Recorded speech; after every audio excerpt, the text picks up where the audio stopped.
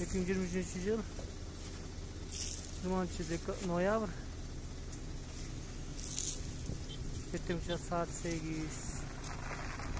Yol tayga kondan muzeken.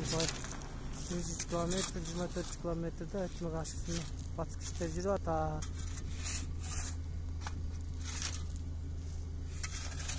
20 noyabr. Талаптара су замыр өтме каршысы. Карта сол иштеп жүрүп атат. 22 kilometreden başlap.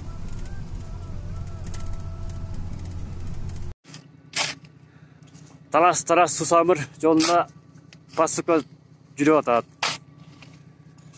Таңкы саат 6. 13-14 километрде.